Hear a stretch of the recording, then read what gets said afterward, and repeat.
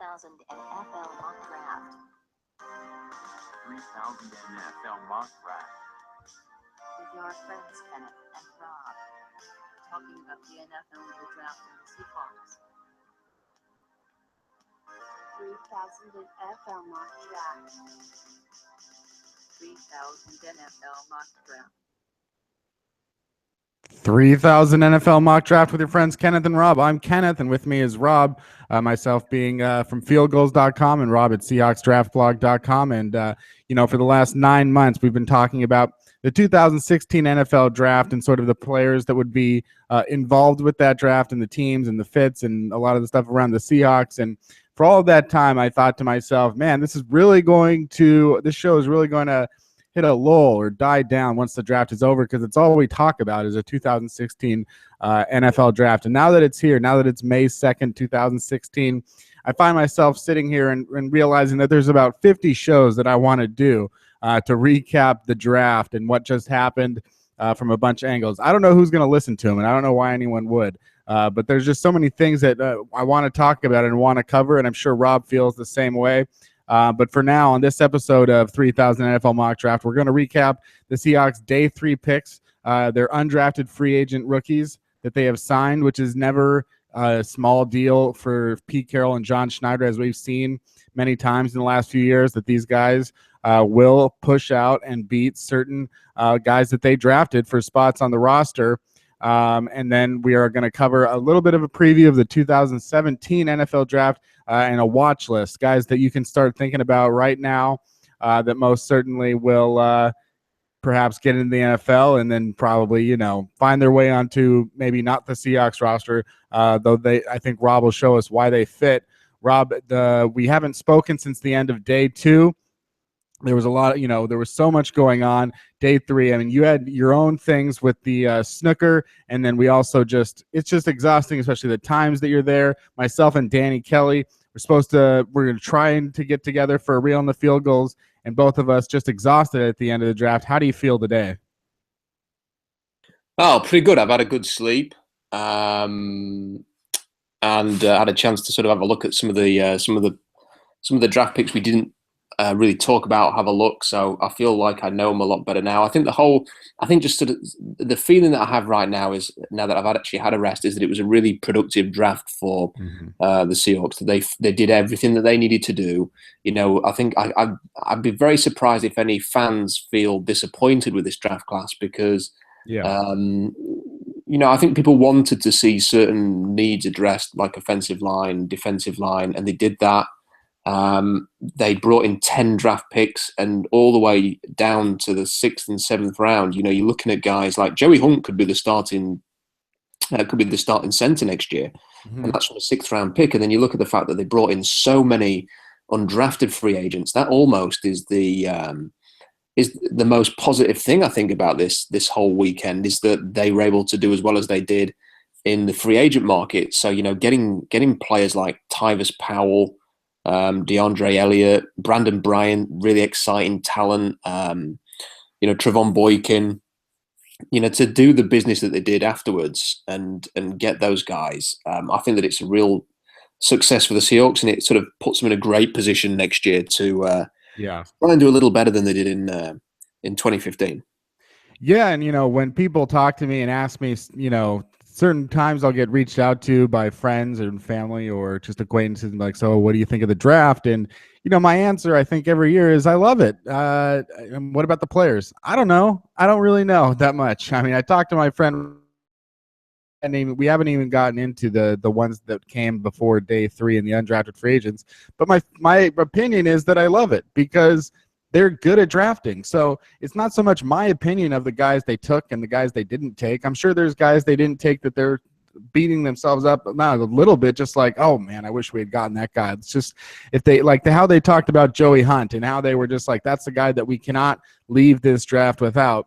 Maybe there's one or two other guys that they didn't get that they're just kicking themselves over, perhaps, that they didn't get. But when you think about the way they talk about Joey Hunt, and it's clear that even though they drafted him in the 6th round, they felt this guy is not going to get drafted, or he's a 7th rounder, so we can wait. But hopefully nobody else feels as positively about him that as we do with his own blocking scheme. But when people ask me, you know, how the grade goes, it's like I did write grades before the draft for sportsonearth.com, and I'm telling you, I can't grade these teams in the drafts before the draft because I'm judging it based on how the front office has been performing since that front office came into power. You know, there's a few cases of new GMs and new owners, or, you know, recent owners, and things changing around. But my feeling about the Seahawks draft, if you're listening to this, we're going to get into the specifics about each player. But my feeling is I love it, and you should too. And don't overthink it, and don't get upset because the Seahawks drafted a guy in the 7th round that you thought they should have taken another guy or whatever. It doesn't really. I mean, I don't subscribe to say like, well, just have faith and that's it. You know, you can have your own opinion. You can think that you would have done something differently, but I'm going to think that Pete Carroll and John Schneider, 2-time Super Bowl attending Seattle Seahawks and champions, and they've won a playoff game for the last 4 years, and they seem to find a good player or a great player every year. So I'm going to just subscribe. I'm going to lean towards them, not you, who doesn't work in football, but we're allowed to have our opinions, and we'll talk about these guys. Rob, at the end, when we last left off, at the end of day 2, they had taken Jarron Reed, a defensive tackle. And when we talked about Jarron Reed, I asked you, you know, do you think this ends their hunt for a defensive tackle? And we both agreed, yeah, they probably aren't going to use, if they do take a defensive tackle, it could be later in the draft, perhaps the 7th round. And then, of course, in undrafted free agency, but maybe not place as high an emphasis on that position. And then we also talked about whether or not that they would trade into the 4th or 5th round and what that would cost, and saying that if they wanted to get in the 5th round for a player, if there was a guy that they had to have, maybe they would have to give up a 4th round pick in 2017. And sure enough, in the 5th round, the Seahawks make a trade. They give up the 4th round pick in 2017 with the Patriots, and with Joe Dahl on the board, and with Joe Haig on the board, with a couple of guys that we've talked a lot about on this podcast as potential offensive lineman fits. They draft Quentin Jefferson, defensive tackle out of Maryland, a guy that we have not talked about. So this will be our first opportunity to talk about Jefferson, the 6'4", 290-pound defensive tackle out of Maryland, who comes right after they take, or not right after they take Jarron Reed, because that was second and blah, blah, blah with the third. But that comes after they take Jarron Reed. What position on the defensive line does Jefferson fill for the Seahawks, and why did they feel like they had to give up future? Because now they're really locked into just not even if Jefferson doesn't make the team, when a 5th round pick doesn't make the team, you can stomach that night and day. But now if he doesn't make the team, they're going to be looking at that 2017 draft and going, well, we don't have a 4th round pick now. So how do you think Jefferson fits onto the defensive line, and can he make this team? Do you think he would make this team? Well, one of the problems we've got with Quinton Jefferson is that they haven't put any of his game tape on Draft Breakdown. So he was sort of a prospect that we would have liked to have sort of have a look at pre-draft, but the game wasn't there. The games weren't there, and I don't have any Maryland access because they did really badly in 2015. So I didn't see any of their games specifically. The only thing you can really do is go and have a look at Yannick Ngogwe, or whatever he's called. You can go and watch his games, and he obviously plays for Maryland. So you can see Quinton Jefferson inside. So I did that for one game today, and I had a look at some highlights of Quinton Jefferson's that were on YouTube. That's not the best way to judge a player, but you can sort of see from that what he does well and where the appeal is. So you watch him rushing inside, and in fairness to him, you know, he's a fantastic, really good, quick interior pass rusher. So I would suggest that he's probably a specialist. He's going to be sort of that Clinton McDonald, Jordan Hill type. And they did need to add somebody like this, because if you actually look at the production, Clinton McDonald had 5.5 sacks in 2013. Jordan Hill had 5.5 sacks in 2014. And last year, Jordan Hill had 0 sacks. So they need somebody who can rush from the interior, probably come in on specific downs and have an impact. And that is what Quinton Jefferson looks like he can do. You know, really good technique, really good swim rip move, bursts through a gap, can shoot the gap, get into the backfield, really, really quick. He's sort of an ideal size for that at 6'4", 291 pounds. He could probably play end as well and move inside. So they could probably use him at defensive as an end as well, depending on how he progresses through camp. So I think there's a pretty good chance that he's going to be battling with Jordan Hill for snaps. that might even be a direct competition depending on what happens with Saliga, who they brought in free agency as well. So I think that this is a promising pick. I'd like to see more. Hopefully we can get some access to some Maryland tape. I know there's a guy who's done me a couple of videos already, so I'm going to reach out to him and see if he can put something together for us and sort of learn a bit more about this guy. But it's good because I listened to John Schneider today, and he said that they had a mid-third round grade on him, and he was the only player left on their board with that higher grade when they got into the 5th round. So that is why they were thinking, okay, so if we give up a 4th round pick in 2017, we're getting a guy that we believe is a 3rd rounder in the 5th round, and it's costing a 4th rounder. So if you can get your head around that, actually the value is pretty good. And it's nice to see that they're addressing a need that a lot of people were saying, it would have been nice to address that need as well. Well, they're kind of forgetting that Quinton Jefferson can be that interior rusher, that D end who can kick inside. So I quite like the idea of this pick, and yeah, let's see how he plays out and see whether he or Jordan Hill can become that sort of impact inside pass rusher for them. Yeah, and I mean, speaking of Jordan Hill, as you say, if they had a mid-third round grade on him, now this is their 7th draft, and you're talking about 7 drafts worth of data now to judge John Schneider and Pete Carroll's tendencies with, and the highest defensive tackle, just pure defensive tackle that they've drafted in their 7 years is Jordan Hill at 87th overall in 2013. So then if they had that kind of grade on him, that means he might be the best rated defensive tackle that they've ever drafted between him and Jordan Hill. But then, some of the other guys they've taken, and all of the other guys they've taken to that position being Jay Howard in the 4th round, Jesse Williams and Jimmy Staten in the 5th round.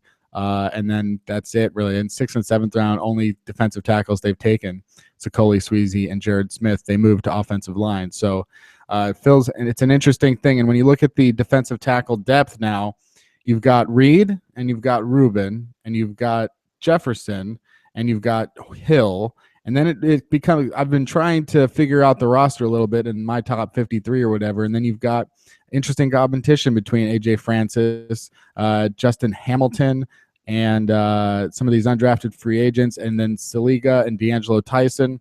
And they've carried 4 defensive tackles, I believe, last year. As far as competition goes, Rob, with Reed and Jefferson in there and Hill and Rubin, is there a 5th guy that's on the roster at that position that you really like? Let me have a look at the roster just to remind myself. I mean, I just think that what they've been able to do is that they've sort of replaced Brandon Mebane with somebody who could be even better at that role, because Jaron Reed, and just a reminder if people didn't hear the podcast the other night, that Jaron Reed was number 16 overall on the mock draft I did before the draft began. We never sort of even contemplated that he would be available to the Seahawks in round 2, let alone round 1. And when you sort of hear John Schneider saying today that they felt he was a top 10 player in the draft, and you look at what he's capable of doing, really holding the point, he just doesn't move. The line of scrimmage does not move when he's in there. And he was much better than Ashawn Robinson, who a lot of people thought was also going to go in the top 15. So the Seahawks have got a real good value pick there. Mm-hmm. You can put him alongside Ataba Rubin. I think it's interesting, Kenny, that we always feel like the Seahawks try and do things differently than the rest of the NFL that want to be ahead of the curve. Well, the NFL kind of snubbed 2 down defensive tackles this year with the way that Jaron Reed and Andrew Billings fell. And Nick Vannett went into the 3rd round because he's a blocking tight end. And the Seahawks kind of, the one different thing they did was to take the game back 15 years by drafting a blocking tight end and a 2 down defensive tackle. So that was kind of interesting. On the defensive line, I mean, they've got AJ Francis, who's still in there. He could compete for some playing time. They seem to be quite interested in him. And there's Ryan Robinson as well, who they also seem quite high on. So, I mean, there are players in there who could, add to that D-line rotation. But I think we're pretty much set now. I think we know that in base defense, you're probably going to look at Averill and Bennett with Rubin and Reed in the middle. And then in your sort of sub-package, you're going to see Frank Clark playing maybe as the extra rusher, and Chris Clemens sort of competing for snaps there as well with Bennett and Averill. And then inside, you're going to be looking at maybe Bennett kicking inside next to whether it's a Jefferson potentially, or maybe even one of the other guys that is. Maybe they could just throw Frank Clark still into some sort of snaps for that. So there's a lot of options there for the Seahawks. Yeah, it's interesting if they really thought of as Reed as like a sort of a top 10 prospect, and the fact they may have thought of him in the way that we were talking about Sheldon Rankins, and maybe they had the same sort of grade between Rankins and Reed, and for them to go there, and it's interesting that they would be at 26 and then be at 31 and take Jermaine Ifedi, and not a guy that they would have thought as a top 10 pick, because even though they had a bigger need for a Fady, to pass on him there, you would think that maybe they had a really high grade in reality on a Fady, and then they come and they see Reed's available at a position that they can trade up to, so they get both. Clearly, other people can judge the draft, but it seems the Seahawks are really pleased with themselves. So they take Jefferson at 147th overall, and then they're coming down the board and they got a comp pick in the 5th, and just some of the guys between Jefferson and Alex Collins that we've talked about on this podcast. The Giants, these are guys that the Seahawks generally passed on. The Giants taking Paul Perkins, the running back out of UCLA. The Lions take Joe Dahl, the guard out of Washington State. Joe Haig goes to the Colts, the offensive tackle out of North Dakota State. And then after that, not a lot of other guys that we had talked about. As far as guards go, Spencer Drango goes to the Browns at 168. Cole Toner to the Cardinals at 178. And then the Seahawks are on the board at 171. Excuse me, it was 170 before. But at 171, a guy that we talked about a lot on this podcast, and Rob, a guy that you had said his name so many times that I can't say it without saying Alex Collins. Because, I don't know, you said it so much, and it sounded nice to me, Alex Collins. And we talked so much about the Arkansas running back. You would have thought that after taking Jerron Reed, they would have taken a defensive tackle. And they're, once again, just the same thing as taking Pro Sice. You would have thought, well, they got a running back. They're not going to take another one soon. And then they take Alex Collins. So they must really have a plan here for Alex Collins. And when I look at my board, I'm saying I think that maybe I got Alex Collins and Pro Sice over Kristen Michael if it comes down to those three right now.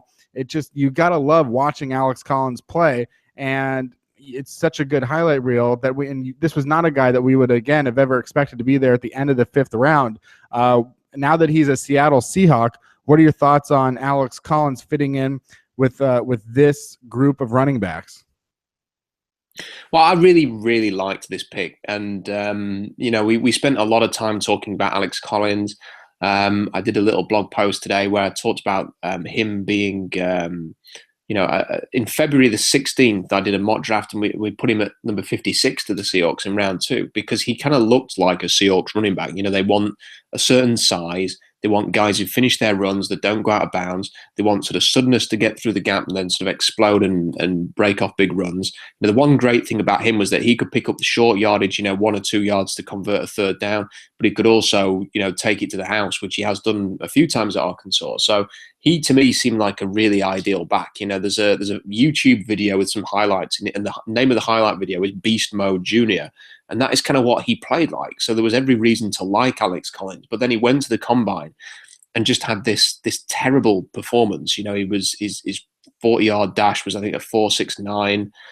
His vertical was a 28.5-inch vertical. Didn't do a lot of the other tests as well. It was just a really underwhelming performance. And compared to some of the other running backs at the time, I remember after the combine sort of highlighting Kenneth Dixon and CJ Pro-Sice as perhaps the two most likely options for the Seahawks because of the size and the athleticism, and the Seahawks have placed a lot on that vertical jump. So they've looked for running backs who have an explosive vertical. They want to see that explosion, and that was something that Collins didn't have. So didn't expect them to draft him, but I'm happy that they did because he's just a really physical player. And you're right that Kristen Michael. This is the great thing about this draft. Aside from the fact that they filled all their needs, is that they've suddenly got amazing competition across the board. For the first time since 2013, you can look at this roster and you're thinking, they're going to have to cut about 5 or 6 guys they probably don't want to cut. And I think that's sort of something they've really gone for here, is that they say, we won the Super Bowl with a really deep roster and competition across the board. And when it came to that cut, it was really difficult. And I don't think it was anywhere near as difficult a year ago. I think that's one of the things that they acknowledged. They've really gone for it. And at running back, it's going to be really fascinating to see who wins that. It's going to be interesting to see how the offensive line shakes out and who they're going to keep for special teams, who's going to be sort of the backups in the DBs, because there's a huge group of DBs on the roster now. And at running back, is it going to be Alex Collins at number 2 or Kristen Michael, or is CJ Precise going to demand, with his performance that he gets a lot more of those snaps, isn't just a third down back? And then you've got Zach Brooks there as well, and Trey Madden and a few others. So, it's going to be really, really fun to see it. And a lot, for the preseason games are going to be really interesting for that reason as well. And there's every chance that Alex Collins could be the Seahawks' number 2 running back, as much chance as Kristen Michael. And if it pushes Michael and if it pushes him to deliver, then even better. Because if Michael wins that job, he's going to have earned it. Yeah, I mean, if you look at this team a year ago, and they had Marshawn Lynch, and they had Robert Turbin, and they had Kristen Michael, and then they and several other guys coming in with Rod Smith, and then you look at where Thomas Rawls was a year ago. Nobody was saying that Thomas Rawls was A, going to make this team, and then B, almost become a rookie of the year. So for where we'd gone with Thomas Rawls, and I thought that was interesting in the same respect of a Zach Brooks, who comes in with almost no good college production except for 1 year, and then with so much sort of, whether it's injuries or just not being able to get a nice job with Clemson, that he actually, now they get him on the undrafted free agent market. And you look at Thomas Rawls a year ago, just did not produce at Michigan, had some other red flags, has one productive year at not a great school. And then it's just, they looked at the tape and they say, man, this guy can run and we're going to figure it out. And now, so when you look at someone like, say, Alex Collins or Brooks or Trey Madden, and you say, there's no way that these guys can have an impact. And we already have seen that Thomas Rawls can prove that they have an impact. And I think that given everybody being healthy, you think Thomas Rawls is going to make this team for sure. So he's going to make the team, and he's probably going to be the starter. And then I think with Precise, you're saying if this guy's healthy, they got a third rounder out of him. It's really rare to see a third rounder get cut. So, I think Precise is got a good spot. But then it's an open, wide open competition. And the fullback position is going to be interesting, because now it's like Brandon Cottom and what they're going to do there at fullback. But just with the pure running backs, I'm kind of curious, Rob, because I'm not afraid to skip ahead, because you got Collins and Precise that they draft in rounds 3 and 5. But what do you think between Brooks and Trey Madden, and they take one other one, David Dudek out of Boston College? Just with those 3, what do you think of Madden and Dudek and Brooks? Does one of the do any of those guys sort of just do nothing for you? Well, I think that listening to Schneider, they're gonna try Madden as a fullback, sort of that Derek Coleman type runner, and he's going to get an opportunity to do that. With Brooks, there's very little tape out there, because he was essentially a bit part player at Clemson. It's a little bit strange that the Seahawks think so highly of Brooks, because Clemson didn't. But then when you do watch him play, he's kind of similar to Precise in that he's decent as a catcher out the backfield.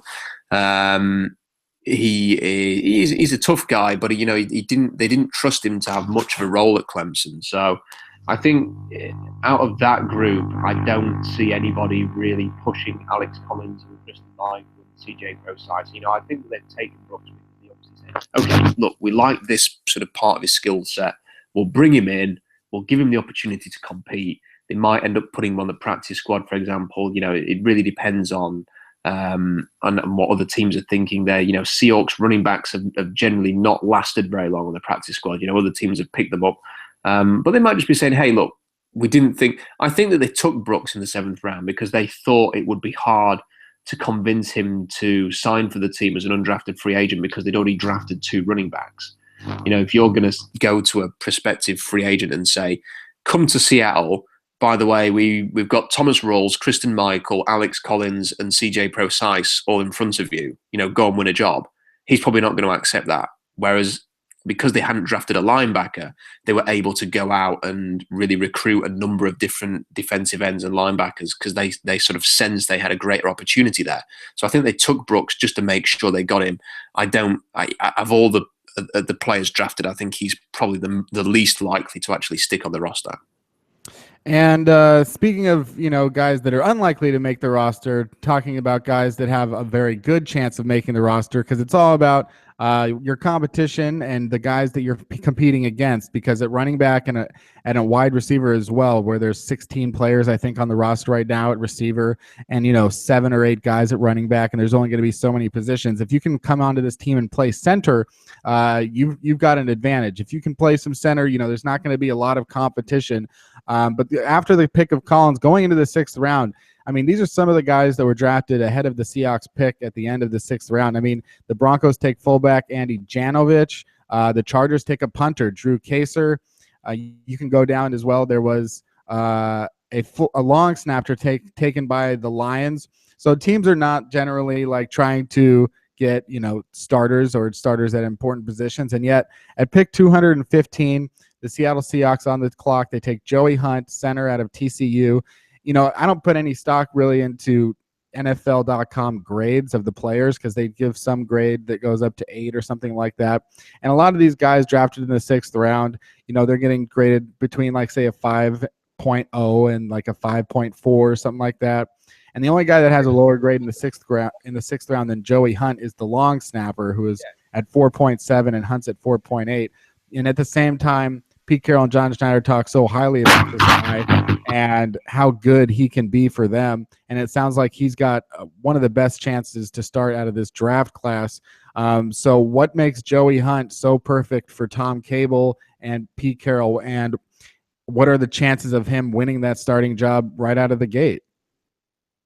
I just said I don't understand the grades. I don't like a lot of different sites like the NFL.com have these kind of numbers and they don't really mean anything. And no, the ESPN use a score out of 100 to grade their prospects. And Andrew Luck was a 98, but then, somebody else is a 90. What's the difference? I never understand why you put numbers associated to these players. I never get that. As for Joey Hunt, not a player that, you would obviously look at going into the draft. He had sort of no hype, wasn't at the combine, didn't do any kind of work, wasn't invited to any of the All-Star games, none at all. Wasn't at the Senior Bowl, don't think it was at the Shrine Game. There's no information about him physically at all other than his bench press. I think he had 34 reps on the bench. You'd expect that because he's got short arms. But there was no testing at all. So no athletic, no short shuttle, no vertical, no broad, nothing. So impossible to judge this guy in terms of what he is. And then the Seahawks draft him, and then you hear John Schneider saying that this is the one guy we couldn't leave the draft without. His exact quote was, "Me and Pete would not have been able to leave the room today or leave the building today if we didn't draft this guy." And then Pete, we had to make this happen. So it was kind of confusing. What is so special about this guy that has lent them to say that about him in the 6th round and not about anybody else? This was the guy that they had to have. Tom Cable did his personal workout. He was a VMAC visitor. They kept that quiet. We heard stuff about certain players visiting the VMAC. We didn't hear anything about Joey Hunt. They kept this one really quiet and clearly really wanted him. I watched him twice yesterday, and I've since watched him facing Ole Miss from 2014, which was the bowl game, I think. And that's when he came up against Robert Nkemdiche for Ole Miss. And he is a pretty good player. I mean, I wrote a blog post about this yesterday, and it goes into a lot of detail about it.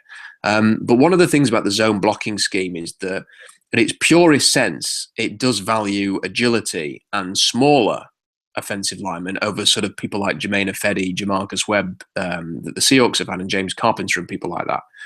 And I just wonder whether or not one of the main reasons they want Joey Hunt is that because he is excellent at getting to the second level. He's very quick, very decisive in doing that, seems to understand what his role is. One of the things about certain blocking scheme is the zone blocking scheme is that you have to determine whether or not you're covered or not. And if you are covered as an offensive lineman, you just block 1v1. But if you're uncovered, you do a double team. So you sort of diagnose who you could help in that situation. And some of Hunt's best blocks were on double teams in the games that I saw. So he's very clear, very decisive in knowing what his role is. And I think they will have liked that.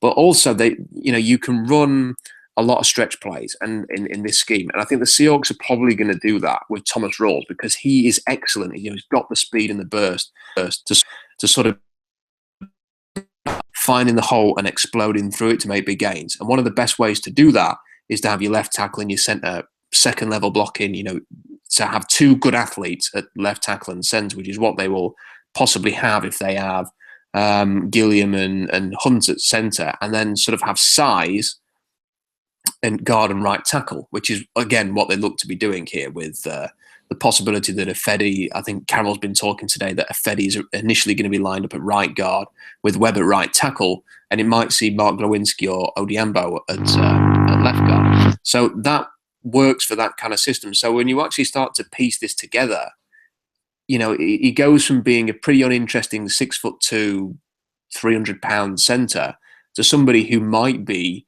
the ideal scheme fit for the way that they want to progress. And while a lot of us as fans and sort of observers will say, the Seahawks need this type of player, either a really powerful, explosive center or somebody who pass blocks well, or they just need to pass protect better. I think the Seahawks are still viewing this as how can we dominate in the run game and how can we make life great for Thomas Rawls. And I think that is partly the decision with Joey Hunt and the decisions they're making on the offensive line is they want to set them up to run the ball really effectively. And I think that is part of what they're going to do with Hunt. There's an awful lot to like there. His size and length is going to be an issue. He has really short arms and he's not a big guy. And you can get into his frame. We see long defensive linemen getting into his frame, putting them off balance. He nearly falls over every time it happens. It looks kind of ugly. But if there's a way of countering that, when he does sort of get low and get leverage and get his hands into the pads, he can be pretty good. He's always going to have that issue against length, but he might be able to, there might be some sort of technique plans and schemes that Tom Cable can do to combat that, but he does a really good job at the second level. I'm not sure that I've seen a center get to the second level as good as he does since Rodney Hudson, who was drafted in, I think, 2011. So, and he was also a smaller guy, and he's one of the best centers in the league. So they might see a bit of Rodney Hudson in Joey Hunt. Yeah, I don't think there's anything to fear, not just fear itself, but as well, I don't think there's anything to fear about starting a rookie center, even one drafted in the 6th round. Let's not forget that when the Seahawks went to the Super Bowl in 2014, they played the Packers in the NFC Championship, and their starting center was a 5th-round rookie. They played the Patriots in the Super Bowl, and their starting center was a 5th-round rookie as well. So, for them to go out there with a rookie, I don't think that's a fear. I think it's a position that you can come out with if the guy is, let's not forget that a lot of these centers are not drafted in the 1st round. A Ryan Kelly, I think it could end up looking like a poor pick because really, if you are drafting a center in the 1st round, he has to be a Pro Bowl center. He has to be one of the best in the league. But even then, you're getting so many good centers coming later in the draft. So there's nothing wrong necessarily with Joey Hunt coming in and competing against Patrick Lewis. And we'll see what Christian Sicoli is up to. It's hard to tell at this point. That stuff will start to work itself out in the coming months. But, Rob, if I had told you, a couple months ago or at any point that the two safest bets for this offensive line, the two guys that maybe had the best heads up of being able to win their positions were Gary Gilliam as a left tackle and Jermaine Ifedi as a right guard. Those seem like the two safest bets. There's a lot of competition at center, left guard, and right tackle.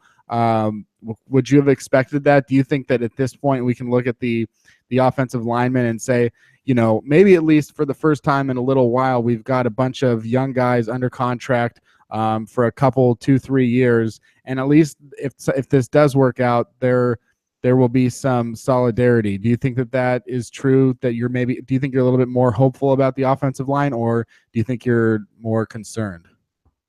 No, I'm incredibly optimistic about it because the one thing they really, really needed was more competition. I mean, they just had to have that. I know that people want the Seahawks to field an offensive line like the Dallas Cowboys, but if they're going to do that, it's going to take 4 years of drafting, first-round picks on the offensive line. They haven't got that time. They're in a championship window right now. What they didn't have last year was options. So their basic options were, Justin Britt's not looking really good at right tackle, so let's just put him at left guard instead. And where Alvin Bailey's not looked really good, and we'll just put Gary Gilliam in the lineup. There wasn't really any competition at all. It was kind of just like, let's throw this together and hope that it works. And now, you've got guys competing across the board. I mean, Gary Gilliam's pretty much set in stone as the left tackle, and that's fine.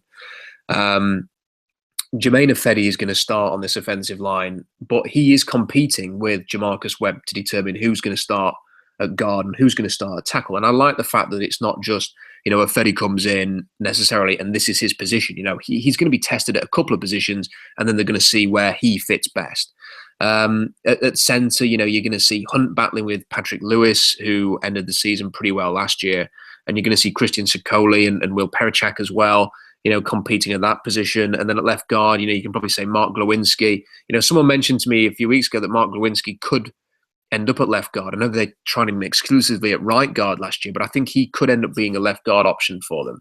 And then you've got Justin Britt as well and Reece Odiambo. So, I think that it's very interesting to sort of see that you can have so many people competing for different positions and let the best man win. And I think that's the way that they've got to do this now. I like the fact that it's younger and it's an offensive line that, if it does come together, could be with them for sort of 4 to 5 years on the cheap, which is a real beneficial thing because they're pumping money into other areas of the team. My sort of expected, if you were going to sort of say, what do I think the line will be week one, I think it's probably going to be Gilliam at left tackle. I think there's the way they've talked about Hunt, I think there's every chance he's going to win that job.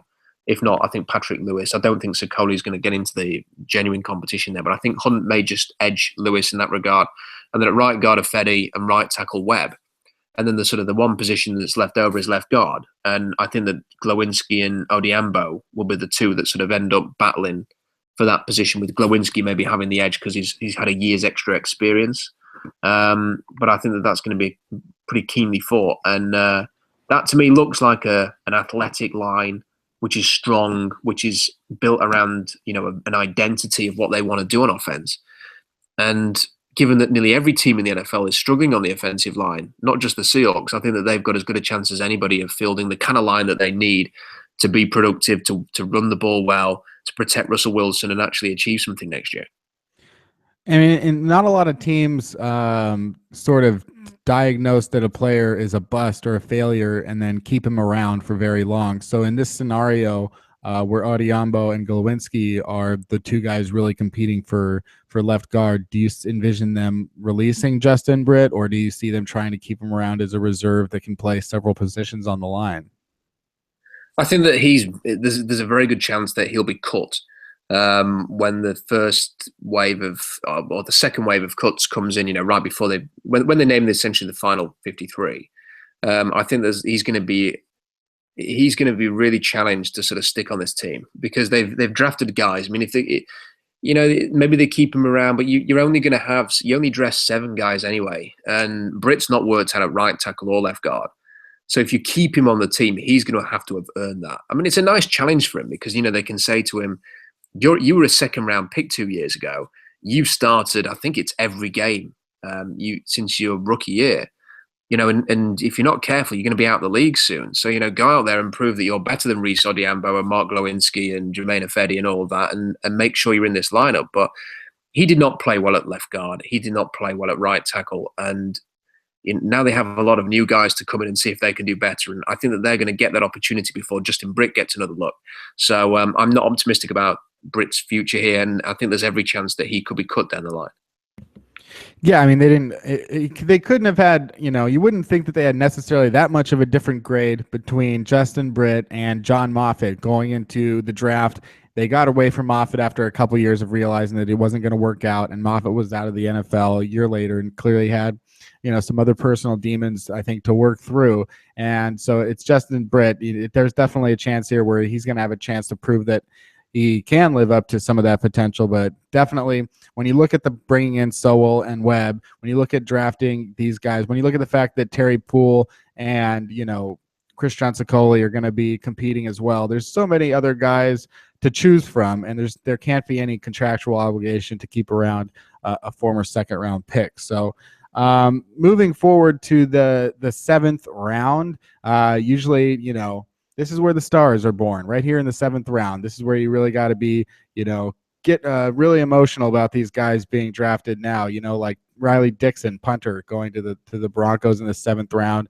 Lack Edwards, he's a punter going to the Jets in the 7th round. So these are really high key important guys. And with the Seahawks getting a pick from the Patriots, they do something that they've never done before, which is draft a wide receiver and not do it in the 2nd, 3rd, or 4th round. Out of all the receivers they've ever drafted, Paul Richardson, Tate, Lockett, Durham, Harper, and Norwood, they've never taken one outside of the 4th round. After the 4th round, and here you get Kenny Lawler, wide receiver, 6'2", 203 out of California. Extremely big hands, really nice hands, and has some nice highlights there at Cal. As far as 7th rounders go, it sounds like a lot of people praised it as perhaps the best 7th round pick. A lot of people saying, hey, this was the best wide receiver on the board, which, means a lot when there's no other wide receivers that are going to be taken in the NFL draft after him. But Kenny Lawler, what would possess a player like Kenny Lawler to basically be undrafted? And at the same time, what are some of the positives? Because their Seahawks don't necessarily need guys that get high draft grades in order to turn them into really good starting capable wide receivers in their system. Doug Baldwin and Jermaine Kearse making that obvious. So what makes Kenny Lawler someone that can necessarily come in and compete for a job on this roster, especially when you look at the rest of the receivers and say, hey, after I get past the top 4 receivers on this team, I got a wide open competition, and Kenny Lawler's got as good a chance as any, you'd think. Do you think that he does sort of project to be a guy that's going to be the 4th or 5th receiver on the team this year? Yeah, definitely. I mean, I thought he was going to go in round 3 or 4. I had no idea he was going to last this long. I mean, he's not huge, which is maybe part of the issue. I mean, if you look at his sort of athletic profile, he's a 4.64 runner, and he's only 6'2" and 203 pounds. So, he's not big, he's not fast, and maybe teams just thought, he's average. I mean, they may well have thought that his athletic testing wasn't great. That said, he has massive 10.5-inch hands, and that shows whenever you watch him play. I mean, he made some spectacular catches. He was a player that we highlighted before the combine as sort of one to watch. And then at the combine, because of his disappointing performance, never really went back to. But if you just sort of watch him play for Cal, he's a Seahawks receiver. He makes the difficult grabs. He competes in the air. He high points the football. He can win at the red line. He can make the sort of awkward, contorted grabs in the midair in the red zone that you kind of see Doug Baldwin make. And he's a good character. And Jared Goff was bailed out many times by Kenny Lawler. So I really like this pick, and it's the kind of move that the Seahawks have made. Getting Jermaine Kearse in free agency a few years ago, and getting some other players. I mean, I thought Doug Baldwin was a good player before he went out, and was an undrafted free agent, and now they get this guy. And yeah, I mean, he has every opportunity to be another kind of Jermaine Kearse type for them, and just sort of get on the field. No, he's not going to come in and, because of the way the Seahawks offense is, and put up huge numbers, but he will have a role. And I'm sure he's the type of guy who's going to get involved in special teams just because of his character. So yeah, I really like this pick, and I think he's got a great chance of sticking on the roster. And, we'd already talked about Zach Brooks, which is going to be their last pick. It comes a few picks after Kenny Lawler, who, by the way, Kenny Lawler, stupendous name. Way to go, Kenny's out there in the NFL and in general life. If you're listening to this and your name is Kenny, just shout out, you done well. And then they take Brooks. And we already talked about Brooks, but let me transform that into another question for you, Rob. There are only 6 guys to go after Brooks. So Austin Blythe, Prince Charles Awora, Scooby Wright, Joe Walker, Bo Sandland, and Kalen Reed. So those are the guys that the Seahawks passed up for Brooks, and that's a just throwing sand in the wind. It doesn't necessarily mean that you would have rather taken one of those guys. This is the end of the 7th round, but with that pick 247, what it gives you is an opportunity to get a player without having to compete for his services as an undrafted free agent. So it does secure you the rights to get that player. Is there anybody that they did not take at their last pick of the 7th round? Instead of Zach Brooks, they're like, oh, once you looked at it and you saw the undrafted free agents, they're like, oh man, like I wish that we were seeing what that guy would have looked like in camp this year. Well, fun enough, the one guy that I would have said that I was a bit surprised he became a free agent was Tyvis Powell. And the Seahawks got him. And, you know, another player that I would have really sort of hated to miss out on was George Fant, who is also a Seahawks undrafted free agent. And, you know, I think that getting Trevon Boykin in free agency as well is another guy that you would have liked to have. I mean, there's always going to be players that you kind of think. I mean, like Justin Zimmer, for example, you know, I think he's a Buffalo Bill. He's getting a tryout in Buffalo. You know, there's somebody like that just because of his athletic profile. You'd think, well, he'd have been nice to see. But this is the great thing about the work that the Seahawks did in undrafted free agent. A lot of the players that you would have thought, oh, you know, why couldn't they have taken him instead? They ended up signing anyway. So I think it was a really, really good thing for the Seahawks to go and get the guys they did. I think they absolutely destroyed the rest of the NFL in the undrafted free agent market. You know, once again, doing a great job there. They've got an actual draft class now of about 25 guys coming into this roster, which is going to create such a great competition. So was there anybody who they missed out on? Not really, because they did such a great work after the draft had concluded. I'm trying to figure out. I'm looking it up to just make sure that I got the right guy. I think it might be Steve Longa, but it has to be, because there was a linebacker who had said, once the Seahawks didn't draft me in the 5th round, I told my agent, don't let me get drafted. Let's just sign with the Seahawks. It's something that you like to hear if you're a fan of the Seahawks. I mean, it's obvious to be like, yeah, that's great. This guy wants to be here. That's amazing. And at the same time, I think there's still just the truth that this guy's trying to make a job. And he looks at the Seahawks and he said, that's just perfect for my game. That's perfect for my style. I think that those coaches who I spent a lot of time talking to, they know what I'm going to be best at. Let's go to Seattle and let's compete for a job there. They've got some openings kind of that you can see a competition at linebacker. So I want to specifically ask you about Steve Longa, and did you look at him and do you think that this is a guy that really can compete for a job at outside linebacker?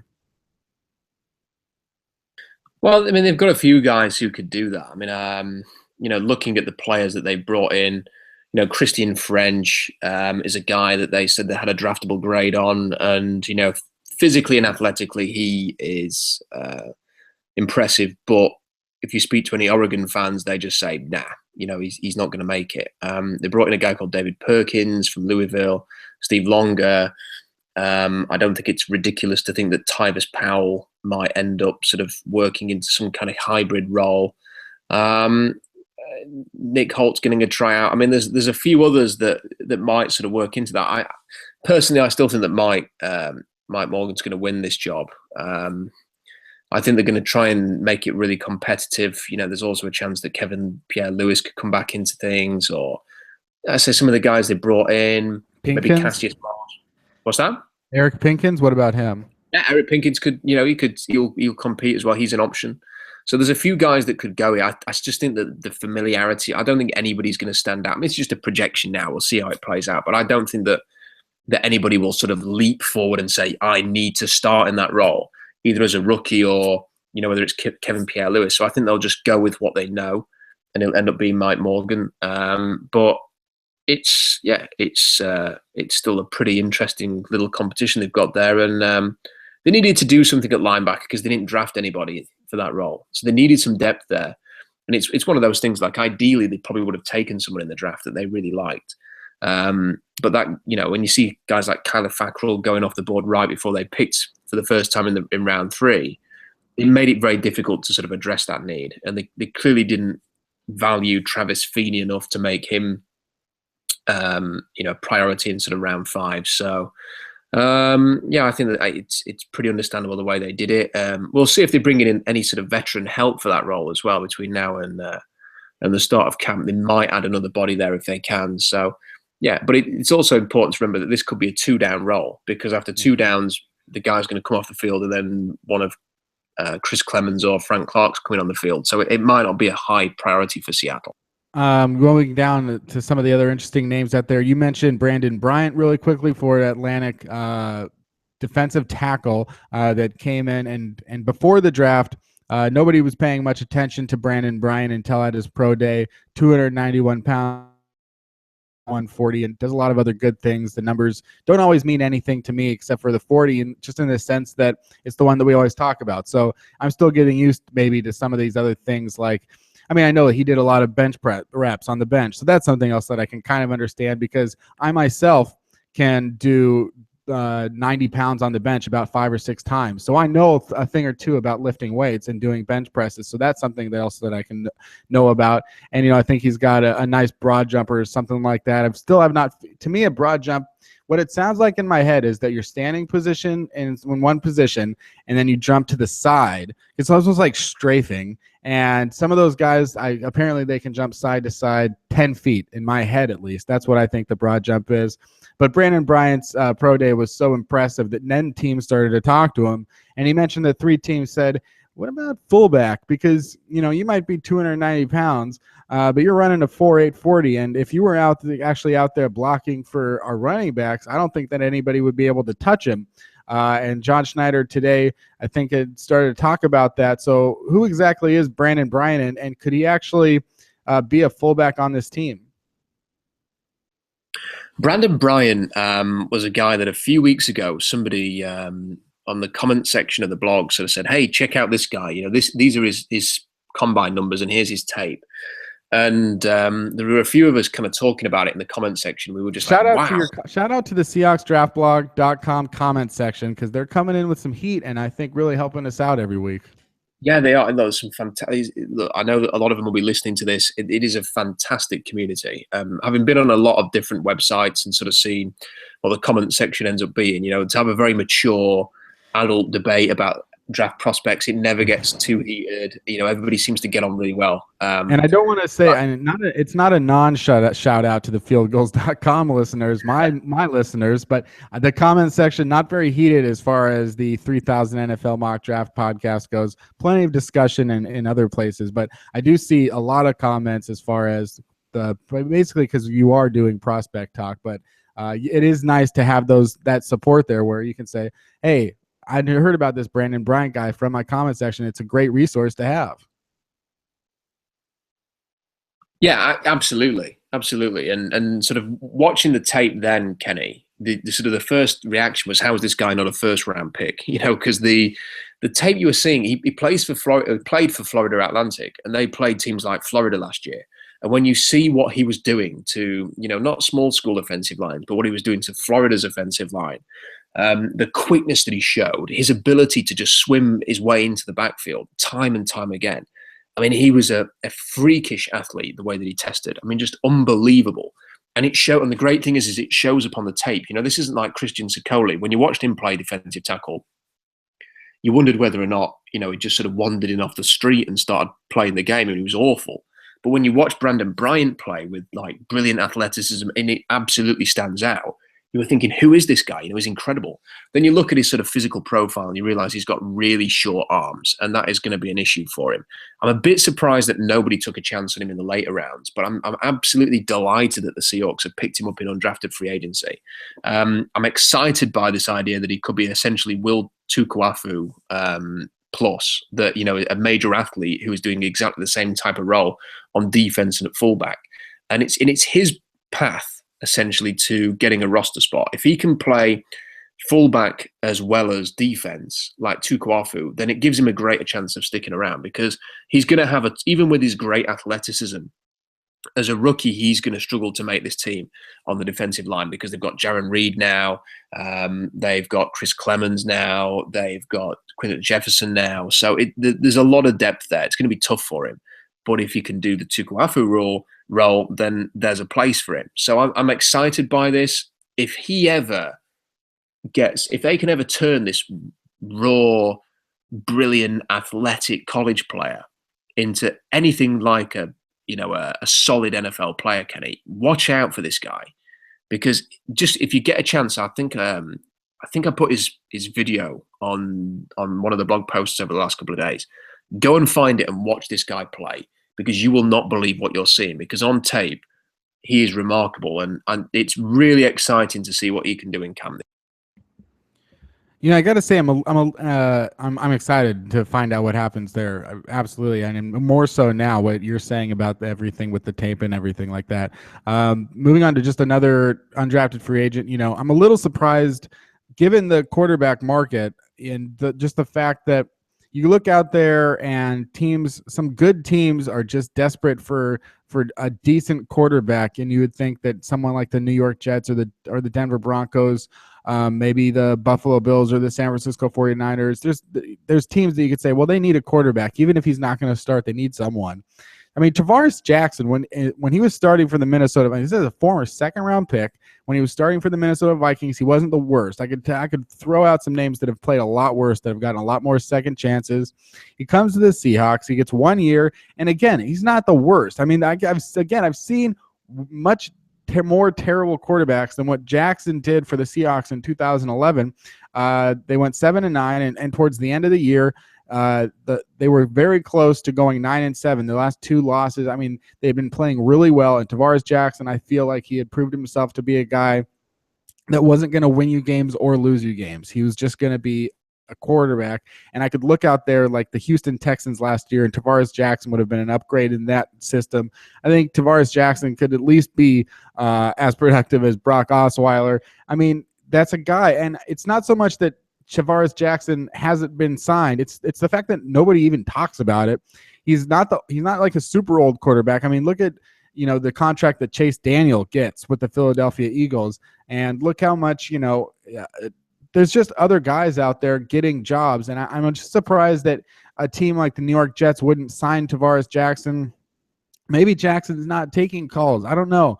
Maybe he's just looking for an opportunity to just remain in Seattle, and so I think that's what's going to ultimately happen is Tavares Jackson is going to sign with the Seahawks, and I think he's going to be the backup quarterback once again.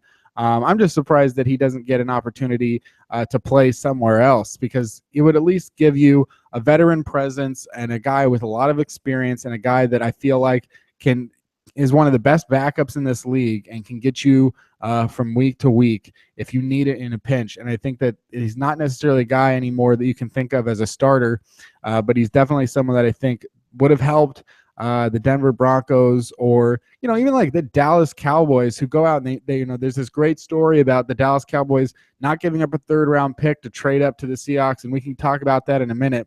But the Dallas Cowboys talking. Why isn't Tavares Jackson on the Cowboys right now? He'd be a great backup to Tony Romo. But I think, ultimately it comes back to Seattle. If he doesn't, their only real options after that now is TCU quarterback Trevone Boykin, who was in the Heisman race in 2014, had a lot of troubles in 2015 and troubles with the law. Trevone Boykin signs with the Seahawks, and then they also are going to give a tryout to Vernon Adams, the quarterback from Eastern Washington that went to Oregon that we talked about, I think, in the beginning of the college season. So as far as the backups go, Rob, what are your thoughts on Boykin, and do you think Adams can at least, stick around with the team past his tryout? Yeah, I'm not overly optimistic on Vernon Adams, to be honest. I think that Boykin's got a better chance. Boykin they signed, so Adams is going to have to try out. They've got Jake Heaps today signed. I think local college, high school football fans will be aware of Jake Heaps. And on Tavares Jackson, I think the big problem with him is that teams have seen him. Unfortunately, this is the way the league is. For players who've had a lot of starts in their career and have established a certain reputation, and for Jackson, it is in fairness to be an average / below average starting quarterback. The people like Chase Daniel, who have never been a starter, suddenly the perception of them is valued more than the proven, what they can do. Mm-hmm. So the idea that Chase Daniel could be more than what Tavares Jackson is more valuable than Tavares Jackson itself. And it's kind of a back. I don't know. If we had a conversation 6 years ago, I could have told you Ryan Fitzpatrick's never going to win a playoff game, and yet teams keep making him a starter.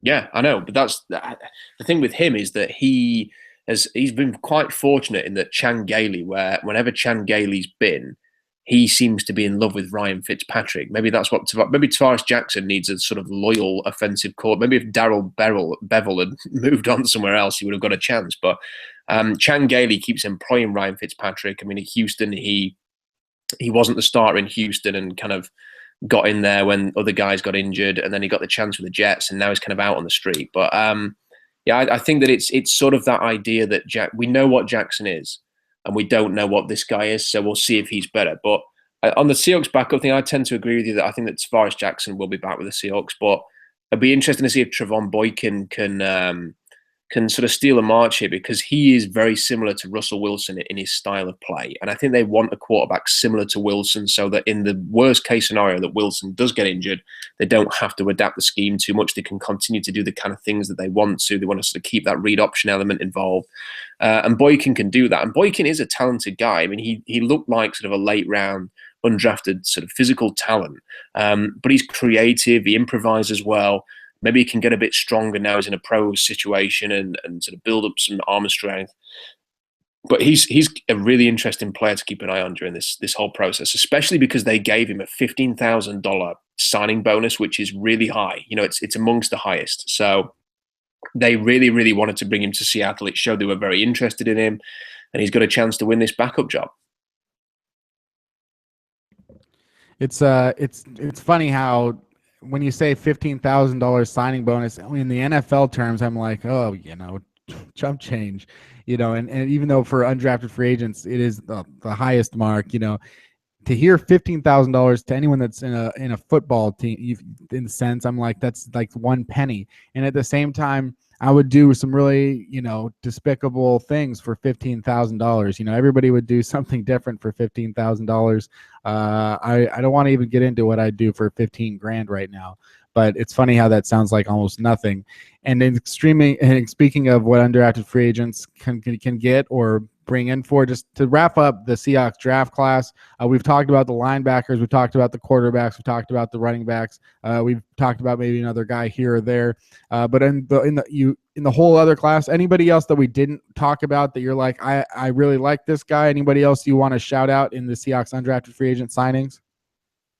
Really liked Tyvis Powell. Thought he was going to go in the middle rounds, and surprised he lasted as long as he did. Just there was something about him. He just made plays. I mean, he just made plays for Ohio State. And I know that Von Bell sort of got a lot of the attention there, but with this guy, he ran a 4.46 at 6'3" and 211 pounds. That is Dion Buchanan size. And I just love the idea that he could sort of work his way into that type of a role for the Seahawks. I mean, if the Seahawks had taken him in round 5, for example, we would have been saying this is fantastic value. They get him as an undrafted free agent. There's no sort of absolute need to keep hold of him, but he could be a real good special teams guy. He could be a backup safety. He could be sort of that safety linebacker hybrid. I think Tyvis Powell is someone to really keep an eye on throughout this process, and someone who could really earn a role. And George Fant, we talked about him briefly, massive, incredibly, supremely athletic, explosive player who could be a blocking tight end, or hopefully another Gary Gilliam. I mean, he's a tight end / offensive lineman going into camp. John Schneider is not sure yet where he's going to play. But if he could easily be another Gary Gilliam for this team, and if they can develop another athletic tackle prospect who can back up Gilliam or eventually replace him down the line if they choose to, then that's a real benefit. So I'm really excited to see what George Fant can do from Western Kentucky. And that sort of wraps up our look at the Seahawks in the 2016 NFL draft. And like I said, there's about 50 other topics that I want to tackle with the draft that just happened, and sort of we'll get into more as time passes and some of these prospects move on. But at the same time, when one moment passes, another moment comes to fruition, and you look ahead to the future. I don't know what I'm saying, but 2017, it's another draft. This one's in the books. It can go on to, we got a whole nother set of names that have been drafted now, and they'll go into the record books. And the ones that are going to happen in 2017, we have no idea yet. But there are guys that are going to fit better for Seattle and what Pete Carroll wants to do here for the Seahawks, that you can start to look at them now and say, hey, when the next college season comes along, make sure to pay more attention to these guys or these teams, because we think that they're going to be targets for Seattle, or we think they're going to be a really well-regarded players for the 2017 NFL draft. Rob, I have no idea what you're going to say. I haven't seen it yet. But what do you want to tell us about some of the watch list for 2017? Well, I think it's already pretty clear, what some of the names that are going to be on. I'm going to actually produce this sort of extensive watch list later in the week, but just sort of to touch on, the way that this class looks like it's built up. Right at the top end, you've got sort of really fantastic players: Leonard Fournette, could easily be the first running back to go first overall in years and years and years. But Leonard Fournette could easily be the number 1 overall pick next year.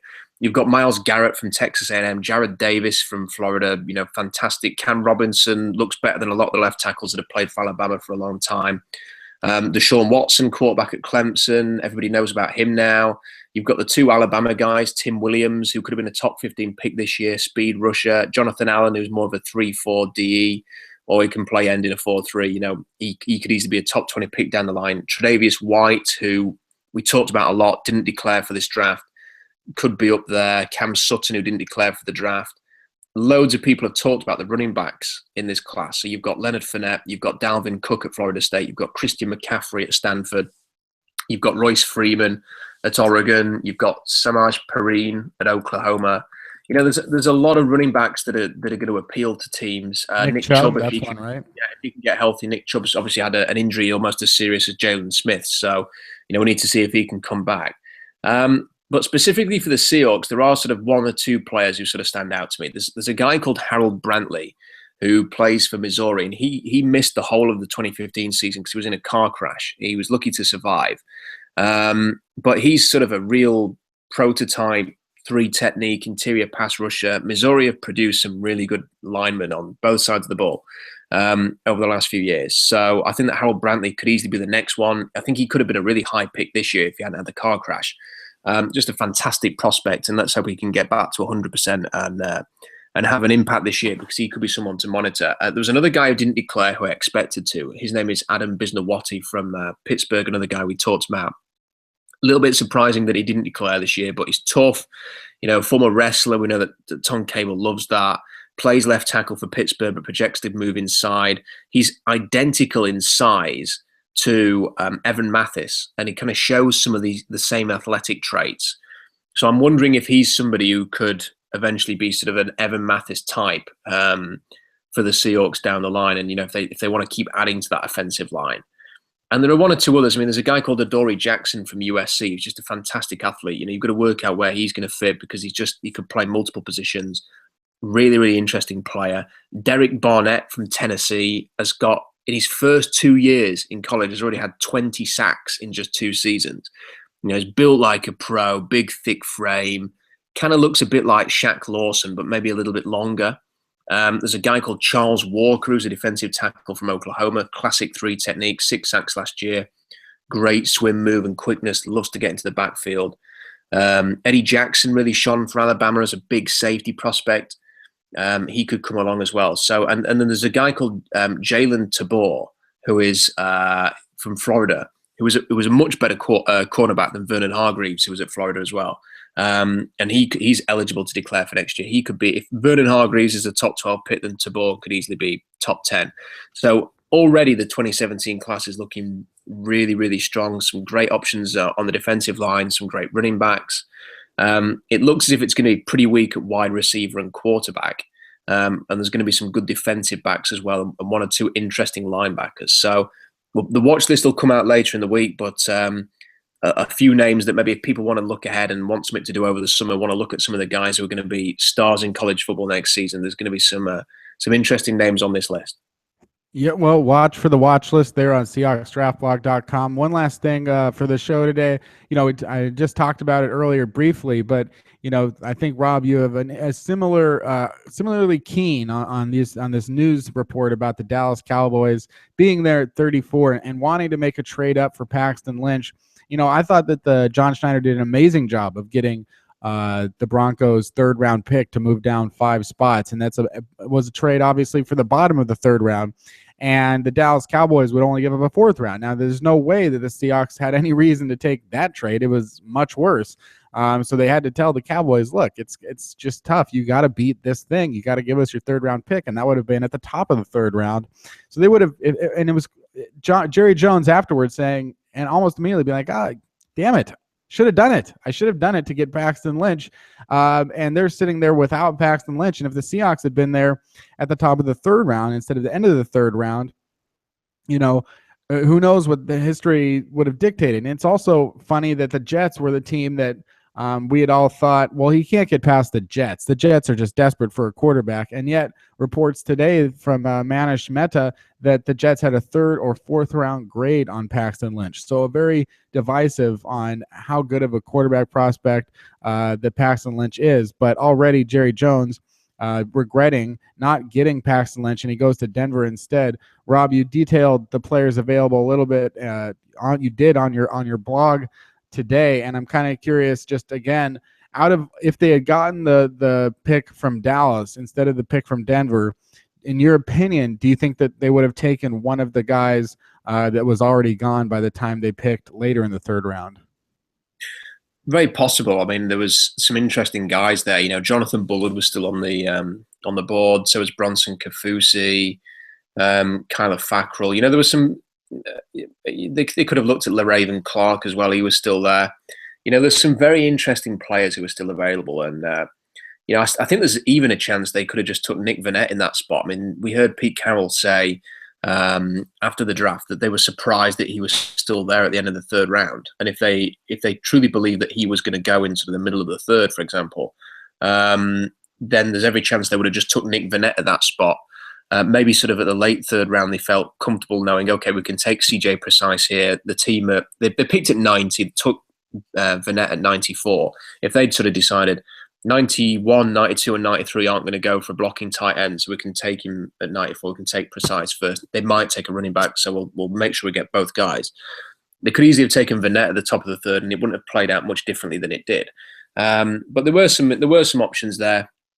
It might have meant that instead of trading back up for Quinton Jefferson, maybe they would have had Jonathan Bullard instead, or Kafusi or somebody like that. But I don't think it's not the kind of thing that like Jerry Jones had a sleepless night, or may have had a couple of them since the draft. I don't think any Seahawks fans are going to be having sleepless nights about the prospect of missing out on that pick. It would have been really interesting though to see what the Seahawks would have done if they had I think it was pick number 67, so that was substantially earlier than pick number 94 than they got from Denver.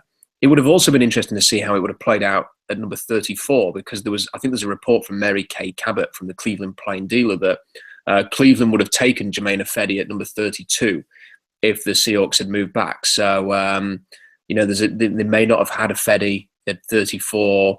They might have had to take somebody else. I would presume, seeing as what they've said about Jaron Reed, they would have just took Jaron Reed at 34.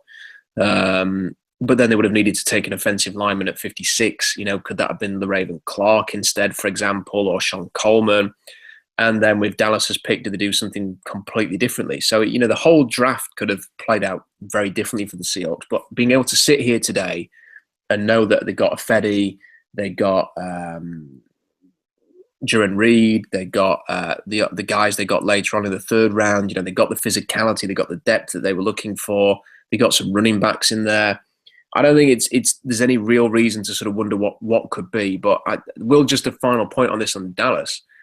Didn't it just seem like the Dallas Cowboys draft room was it was almost like they were just flying by the seat of the pants, really. They didn't seem very decisive at all. They didn't really know what they were doing. So, all the discussion about, we're going to trade down to number 6 with Baltimore, and with 1 minute to go, let's just pick Zeke Elliott, or the discussions reportedly, the day of the draft about whether they should take Jalen Ramsey, or whether they should take Zeke Elliott or Joey Bosa or whatever. This is the difference between the Seahawks and the Cowboys. The Seahawks this is why Pete Carroll can do draft clues days before the draft, because they know what they're going to do. They know what they want. They know their plan. So when it all happens, they're ready to sort of act on what they were going to do. Whereas the Cowboys seem to just be reacting as things are going on. So they take Zeke Elliott right at the last minute. They get to a point like, okay, we want to trade up for Paxton Lynch. We like this guy as the 12th overall pick. And then they don't really know whether or not they should be spending a 3rd round pick to get him. I mean, Jerry Jones's thought process seems so cloudy at this point. I mean, you're talking about a potential franchise quarterback for the next 10 to 15 years. You were 4-12 last year because Tony Romo got injured and you had nothing. You have an opportunity to not only avoid that situation happening next year, but to train up a quarterback and set yourself up for the post-Tony Romo era with a guy that you think is a top 12 pick, and you're not willing to spend that 3rd round pick because you want to keep the 4th. You want to keep that and spend the 4th instead. And no wonder he had a sleepless night on Thursday night. I mean, it just seems like a ridiculous decision. If they valued Lynch that much, they should have done what it took to get him and felt grateful that it didn't cost them 2 first-round picks like it did Philadelphia and Los Angeles. Just think about that for a second. There are 2 teams in this draft who were willing to spend 2 first-round picks plus to get their quarterbacks, and Jerry Jones wasn't willing to spend a 3rd-round pick to get the same thing done. So more fool him. You know, I'm glad that he didn't go to Dallas and went to Denver instead, because Denver's in the AFC, and the last thing we want to do is sort of strengthen an NFC rival. But True. you know, it just goes to show how poorly run the Cowboys are. And just a quick reminder: Jerry Jones was Executive of the Year a year ago. John Schneider's never won that award. It's been a curse of an award. I mean, we talk about it. Go back, you know, a few years, and it seems like every single year, the Executive of the Year is a GM that gets fired 2 to 3 years later. And for those reasons, I'm grateful that John Schneider has never won the award. And you know, who cares at this point? It is quite the interesting. Do you think that Jerry Jones will fire himself? You think that maybe Jerry Jones will sort of replace himself in the role then?